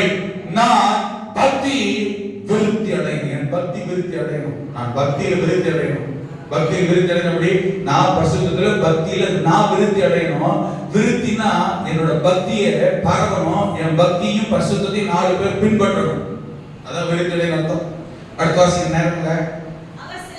அவர் சிலரை அப்போஸ்தலராக, தீர்க்கதரிசியாக, சுவிசேஷகராக, மேய்ப்பராக இந்த சபையை மேய்க்கவும் போதிக்கவும், ஆமென், திருவசனத்தினாலும் வேதத்தினாலும் ஜீவ அப்பத்தினாலும் அவருடைய வார்த்தையினாலும், ஆமென், போஷிப்பதற்கு, சபை பக்தி விருத்தி அடைவதற்கு, சபையாகிய சரீரம், ஆமென், வளருவதற்கு, அவர் சித்தம் செய்வதற்கு, சீர் பொருத்துவதற்கு, பக்தி விருத்தி அடைவதற்கு, சுவிசேஷ ஊழியம் செய்வதற்கு. சபையில் இருக்கிற அங்கத்தினர் சுவிசேஷ ஊழியம் செய்யாட்டாலுமே மனவாட்டிய சபை குறித்து கர்த்தர் பிரசன்னப்படுகிறார், வேதனைப்படுகிறார். தேவ சித்தத்தை நாம் செய்யாமல் விட்டு விடுகிறோம்.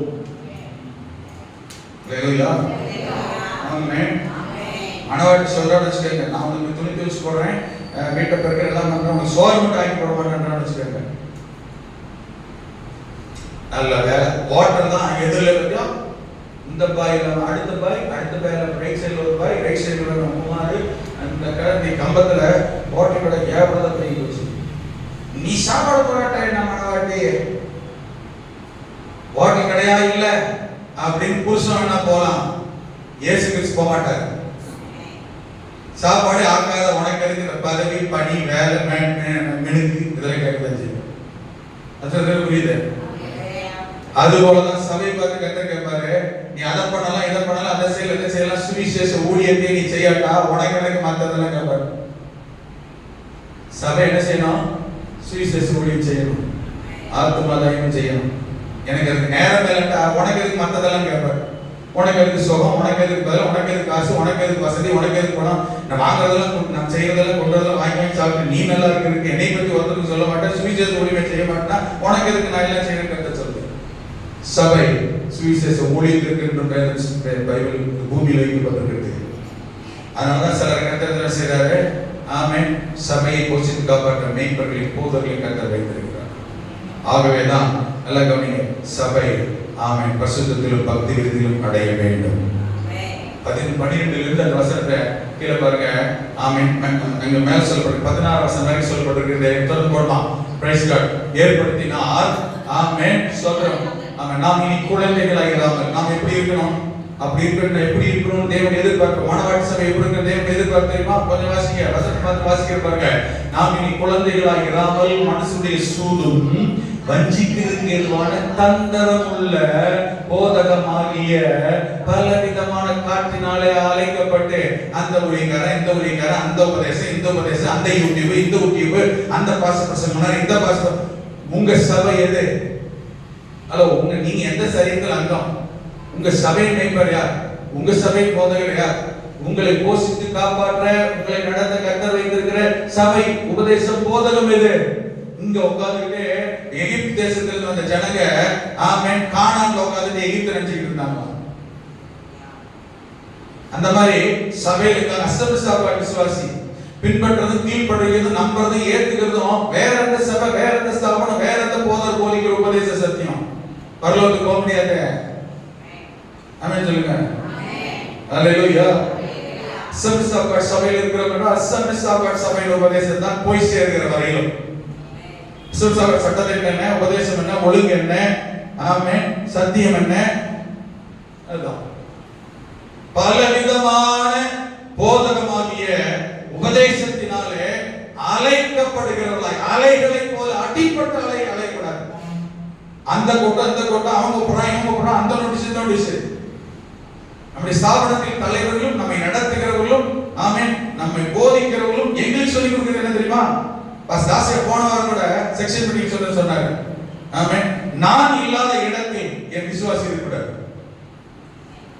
ஒரு கூட்டத்துக்கு போறீங்க, உங்களை மாத்திரம் போதறதுக்கு கூப்பிடுறாரு, அவர்கிட்ட கேட்கணும், எங்க பாஸ்டர் கூப்பிட்டீங்களா, எங்க பாஸ்டர் தெரியுமா, எங்க பாஸ்டர் நீ கூப்பிடலன்னா ஏன் என்னையும் கூப்பிடுற, ஆமென் சொல்லுங்க. எத்தனை பேர் வளர்க்குது? தகப்பனை கூப்பிடல கல்யாணத்துக்கு, ரகசியமா மகனை மட்டும் வந்து கூப்பிடுறாங்க. என்ன அர்த்தம்? தகப்பன் வந்தாரு தேவையில்லை, நீ வந்தா போதும், வாண்டட் இருக்குன்னு கூப்பிடுறாங்க. எங்க அப்பா கூட உனக்கு என்ன வேலை? எங்க அப்பாவை என் தகப்பனை நீ கூப்பிடல, எனக்கு என்ன வேலைன்னு கேட்க. உண்மையான மகனா இருந்தா, அந்த குடும்பத்துக்கு நன்றியா இருந்தா, அந்த பெற்றோருக்கு உண்மையான மகனா பாசமா இருந்தா அப்படிதான் சொல்லணும். எங்க பாசம் கூப்பிட்டியா? குடும்ப விஷயமான பிரச்சனை இல்லை, ஆவிக்குரிய விஷயம், சபை விஷயம், குடும்ப காரியங்கள்லாம் கேட்கணும் சொல்லணும். முதல்ல எங்க பாஸ் இருக்கிறாரா, எங்க பாஸ் வந்தாரா, எங்க பாஸ் இல்லாத இடங்கள் நான் இருக்க மாட்டேன். தாசியா போன வாரம் ஒரு சீசன் மீட்டிங் சொன்னார், என் சமீஸ்வாசி அப்படித்தான் போய் செஞ்சிருக்கிறேன். எங்களுக்கும் சொன்னார், ஒருத்தன் கூட்டம் நடத்துறான், அதை வைக்கிறான், இதை வைக்கிறான், எங்க பிரஸ்பீட்டர் கூப்பிட்டேன்னு கேட்கணும் நீ. அப்ப என்னை கூட உன்னை கூப்பிடறான்னு என்ன அர்த்தம்? அது சரியில்லாத கூட்டம் அர்த்தம். எனக்கு தெரியாம உன்னை கூப்பிடறான்னு என்ன அர்த்தம்? நான் இல்லாத உன்னை கூப்பிடறான்னு அர்த்தம்.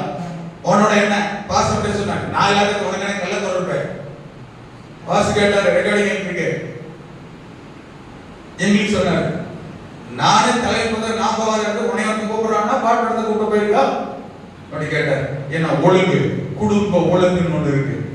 நாம இருக்கிற ஸ்தாபன சபை குடும்பம் எத்தனை புரியுது?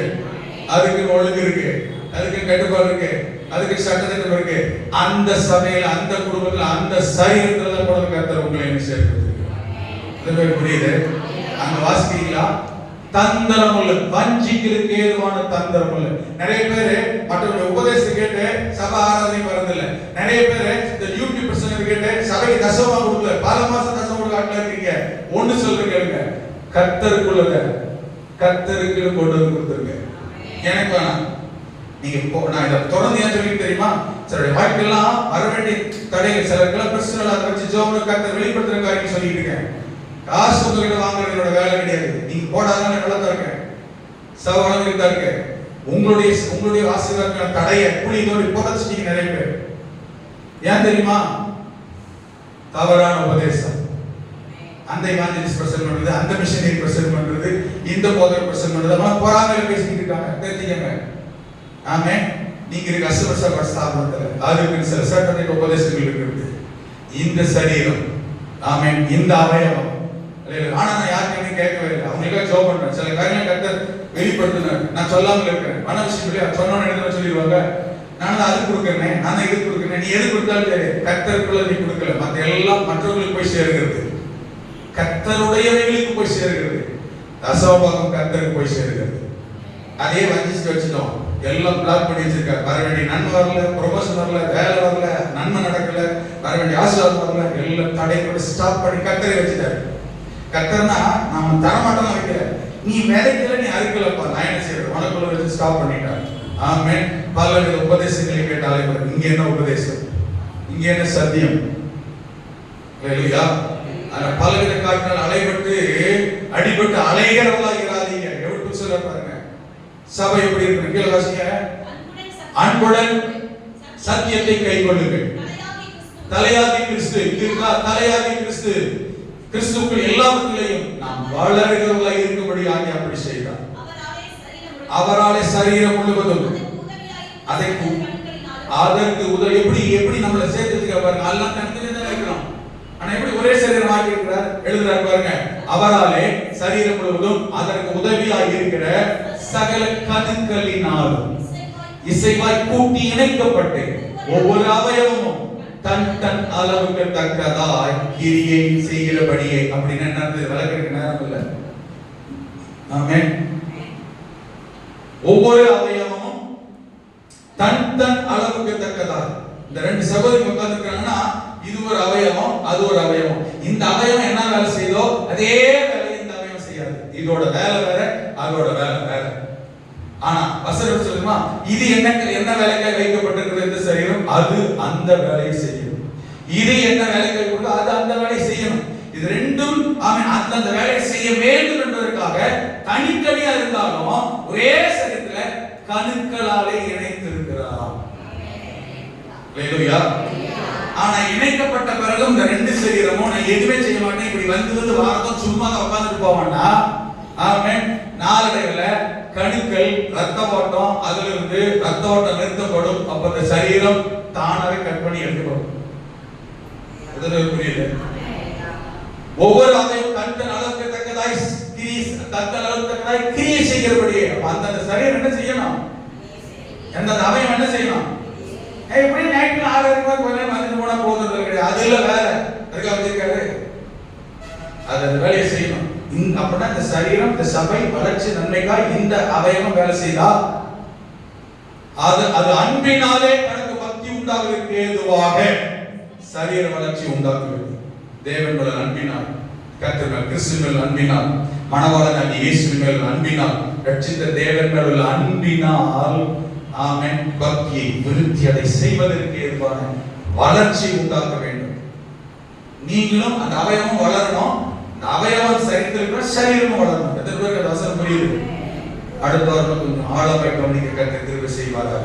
சபை என்கிற இயேசுவின் சரீரத்தில் இணைந்தாதான் பரிசுத்தத்தை பாதுகாத்துக் கொள்ள முடியும், தேவனால் பயன்படுத்த முடியும். என்னுடைய பரிசுத்தத்தை பாதுகாத்துக் கொள்ள நானும் பயன்படுவேன், மற்றவர்களுக்கு பயன்படவும் கர்த்தர் என்னை ஆமென் பயன்படுத்துவார், மாற்றுவார். இந்த காலை நேரத்தில் கர்த்தருடைய சமூகத்தில், ஆலயத்தில், சபைக்குள் இருக்கிற நீங்கள் ஒவ்வொருவரும் தேவனுடைய அவயவங்கள், சரீரத்தின் அவயவங்கள், ஜீவனுள்ள அவயவங்கள், உயிரோட்டமுள்ள அவயவங்கள், பயன்படுகிற அவயவங்கள், பரிசுத்தமுள்ள அவயவங்கள், பக்தியை விருத்தியாக்குகிற அவயவங்கள். ஆமென். நம்மை கர்த்தர் எப்படி பாதுகாக்கிறார் தெரியுமா? மேல வசனத்தை வாசித்தோம். ஆமென் ஆமென். திருவசனத்தை கொண்டு தண்ணீர் முழுக்கினாலும் ஆமென் தன்னையே, அவருடைய ஜீவனையே, உயிரையே உங்களுக்காக எனக்காக கொடுத்து உங்களை இணைக்க பாதுகாத்துக் கொண்டு வருகிறார். போஷித்து காப்பாற்றுகிற தேவன் கைவிடவே மாட்டார். போஷித்து காப்பாற்றுகிறார் என்றால் ஆவிக்குரிய ஜீவித்திலும் போஷித்து காப்பாற்றுவார். சரீர பிரகாரமான காரியத்திலும் உங்களுக்கு ஒரு குறை கர்த்தர் வைக்க மாட்டார். உண்ண உணவா, உடுக்க உடையா, இருப்பிடமா, வேண்டிய வசதி வாய்ப்பா, உங்களுக்கு என்ன தேவை? இந்த பூமியில அப்படி சரீரமாகிய அவயவம் நீங்களும் நானும் சுகமாய் ஆசீர்வாதமாய் வாழ்வதற்கு, தேவ சித்தம் செய்வதற்கு நமக்கு என்ன தேவையோ எல்லாவற்றையும், எனக்கு என்ன தேவையோ எல்லாவற்றையும், உங்களுடைய தேவை என்ன, இந்த சரீரத்தினுடைய தேவை என்ன, எல்லாவற்றையும் கர்த்தர் குறைவு இல்லாமல் தருவார். உங்கள் தேவை கர்த்தர் சந்திப்பார். உங்களுக்கு வேண்டிய சகலவித நன்மைகளை கர்த்தர் தருவார். வேண்டி மட்டும் கர்த்தர் அற்புதங்கள் ஆசீர்வாதங்களை தந்து தேவன் உங்களை நடத்த கர்த்தர் வல்லவர். வலதுகரத்தை உயர்த்தி இந்த காலை நேரத்தில் ஆண்டவரே, ஆமென், உம்முடைய சமூகத்தில் என்னை ஒப்புக் கொடுக்கிறேன். நான் உம்முடைய சரீரத்தின் அங்கமாய் என்னை வைத்திருக்கிறதுக்காக ஸ்தோத்திரம். இந்த சபையின் அங்கமாய் என்னை இணைத்திருக்கிறதுக்காக ஸ்தோத்திரம் சொல்லுங்க. இந்த சபையின் அவயவமாய் என்னை வைத்திருக்கிறதுக்காக உமக்கு நன்றி ஆண்டவரே. உம்முடைய சித்தம் செய்ய ஆண்டவரே, பரிசுத்தம் அடைய, பக்தி விருத்தி அடைய, உம்மால் பயன்படுத்தி பாத்திரமாய் இருக்க என்னை ஒப்புக் கொடுக்கிறேன். அர்ப்பணித்து பாருங்கள். அவர் போஷித்து காப்பாற்றுகிறவர், குறையை நிறைவாக்குகிறவர், உங்கள் தேவையை சந்திக்கிறவர், உங்களுக்கு வேண்டிய அற்புதம் செய்கிறவர், உங்களை வாழ்ந்திருக்க செய்கிறவர், உங்களை மற்றவர்கள் மத்தியில் தலை நிமிர செய்கிறவர், உங்களை எங்கும் கைவிட மாட்டார். ஏன் தெரியுமா? நீங்க யார் தெரியுமா? சாதாரண மனிதன் அல்ல, உலக மனிதன் அல்ல, உலகத்தில் உள்ளவர்கள் அல்ல, உலகத்துக்கானவர்கள் அல்ல. நீங்கள் என்னுடையவர்களாக இருக்கு, நீங்கள் என்னுடையவர்கள் என்று ஆண்டவர் சொல்லியிருக்கிறார். நீங்கள் என்னுடையவர்களாக இருக்க உங்களை வேறுபடுத்த கர்த்தர் சொல்லியிருக்கிறார். அதனால உங்களை கர்த்தர் கைவிட மாட்டார். நீங்கள் இயேசுவின் சரீரத்தின் அங்கம், கிறிஸ்துவின் சரீரத்தில் அவயவமா இருக்கிறீர்கள். யார் முன்னாடி தலைமுடியை விட மாட்டார், யார் முன்னாடி கர்த்தர் உங்களை வெட்கப்பட விட மாட்டார், யார் முன்னாடி உங்களை கைவிட்டு விடவே மாட்டார். தேவனே, நீ சொன்னதை செய்கிறவர், கைவிடாமல் நடத்துகிறவர், உடைய பிள்ளைகளை போஷிக்கிறவர், காப்பாற்றுகிறவர், ஆசீர்வதிக்கிறவர், உயர்த்துகிறவர், நன்மை செய்கிறவர். பிள்ளைகளை அப்படியே தொடர்ந்து நடத்துங்க, ஆளுகை செய்யுங்க. வாரமெல்லாம் கிருபை கூட இருக்கட்டும். தேவ மகிமை நடத்தட்டும். ஆசீர்வதி. இயேசுவின் நாமத்தில் உடைய பிள்ளைகளை ஆசீர்வதித்து ஜெபிக்கிறேன் நல்ல பிதாவே, ஆமென். என் ஆத்துமாவே கர்த்தரை ஸ்தோத்திரம்.